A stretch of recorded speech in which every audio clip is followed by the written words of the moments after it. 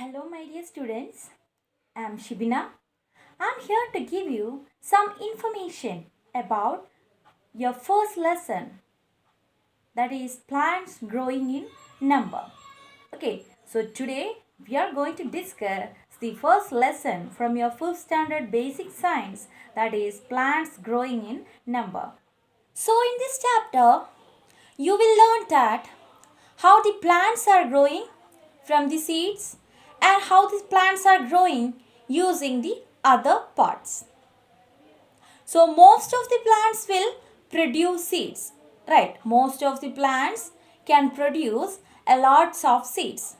From the seeds the plants are growing, right? But in this chapter you will learn what are the other parts that involved in the formation of new plants. Okay, so let us discuss what is in this chapter in detail. So most of the plants produce lots of seeds. Most of the plants produce lots of seeds. And from these seeds, new plants will germinate. And what we do, that we use other parts of the plants to make new plants. So in this chapter, you will learn how the plants are formed from the seeds as well as from the other parts of the plant. Okay, so you know that a plant can produce large number of seeds, but all these seeds are growing into plants. Is that all seeds are growing into plants? No. Why? Because there are certain factors which affect the growth of seeds. So let us discuss what are the reasons for that most of the seeds are not growing into a plant. So first reason is that it will be destroyed by the rats, birds and other animals. So that is the first reason that all seeds are not growing into plant. And second reason is that it will be destroyed. The seeds will be destroyed by wind and rain. And third reason is that the seeds will not get sufficient amount of sunlight, that is warmth. It will not get enough warmth, or there will be a chance for not getting sufficient amount of water and air.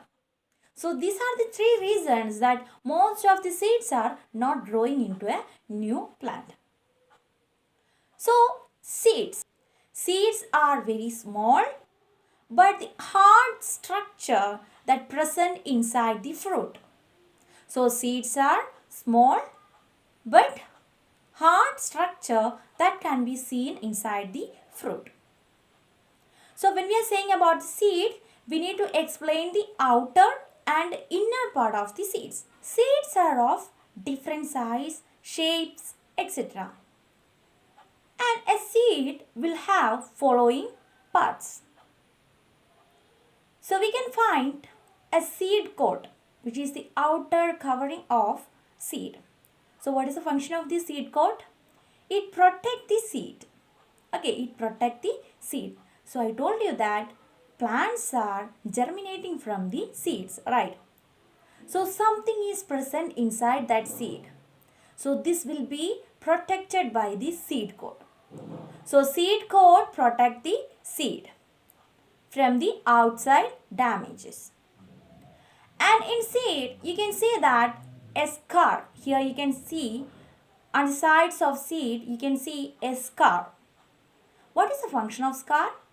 This scar helps to attach the seed with the fruit. So scar helps to attach the seed within the fruit. And above the scar, you can see a tiny hole, right? What is the function of this tiny hole? This tiny hole helps, or it allows the passage of water inside to the seed. And when we look inside to the seed, here you can see that cotyledons are present. So cotyledons are the structure that can be seen inside the seed. So the cotyledons has another name, that is fleshy seed leaves. Cotyledons otherwise called seed leaves. So what is the function? It provide nourishment to the embryo or the baby plant that present inside the seed. Based on the presence of these cotyledons, the plants or the seeds can be called as dicot and monocot seeds. Why it is dicot seeds and monocot seeds? So I will tell you. Okay. So here in the case of peas, beans, etc. like plants, they has two cotyledons. Okay, in their seeds they'll have two cotyledons. That's why they are called dicot seeds. Whereas in the case of rice, wheat, maize, etc., they have only a single cotyledon, and we can see it as, or we can call it as, monocot seeds. Okay, based on the presence of cotyledons, the seeds are classified into two, that is monocot seeds and dicot seeds. So monocot seeds with one cotyledon, dicot seeds means two cotyledons. And I told you that the cotyledons provide nourishment for the baby plant, right? So another name for the baby plant is that embryo. So during germination, first baby root will grow downwards. So that baby root is called a radicle. And after that baby shoot will grow upward. Okay. So that baby shoot is called a plumule. So what we had discussed, plants produce lots of seeds, but all these seeds are not growing into plants because of three reasons. That is, the rat, birds and other animals will destroy the seeds. Another reason is that because of wind and rain, the seeds may get damaged. And third reason is that they are not getting sufficient amount of sunlight, water and air. So I told you that seeds of different plant are different in shape, size, etc. And they germinate when they will get enough sunlight, then air and water. That means under suitable conditions, the seeds will germinate into its seedling. So let us learn how this process is happening. So let us discuss what is germination. So let us discuss what is germination of seed. So germination of seed means when the seeds will get sufficient amount of sunlight, sufficient amount of oxygen, sufficient amount of water, they start to germinate.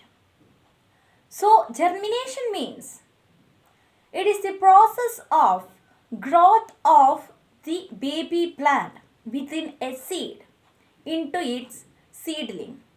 That is known as germination. Okay, for that the water and nutrients will be absorbed by the seeds from the soil where it is sown. Tiny holes that present on the top of the scar, it allows the passage of water into the seed, right? So what is here is that it helps for softening the seed coat. So this water helps to soften the seed coat. So it will be easy for the plantlet to comes out. Okay. So that when the water enters into the seed, what happens? The seed coat will break and plantlet can easily comes out from the seed. And the sunlight provide warmth for the cells of the seed for becoming active during the process of germination. Okay, so during germination, what happens? The seeds will absorb the nutrients and water from the soil, and the water which are absorbed by these seeds helps to break this seed coat, because water will soften the seed coat, which helps the plantlet to comes out from the seed very easily. Speaking of the germination, baby plant get all the nourishment from the cotyledon. The baby plant get all nourishment from the cotyledon. I told you that cotyledons are the part which store the food for the baby plant, and also it protects the baby plant, right? So during germination, baby roots comes first. Baby root comes first. It grow downward and baby roots are called the radicle. After that, baby shoot will comes out to upward, which is facing the towards the sunlight. Okay, so first baby root, radicle, then baby shoot, plumule. Plumule will grow towards the sunlight, and whereas the radicle grows downward. So radicle forms the root and plumule forms the stem. So after germination, when the seedlings are formed from the seed, what happens? They will have newly formed leaves. So from that they will prepare the food, and water and minerals will be absorbed through the roots. And what happens to the cotyledons? Do you know that cotyledons, after taking all the food, it will shrink and later it will disappear. So that is happening during the germination.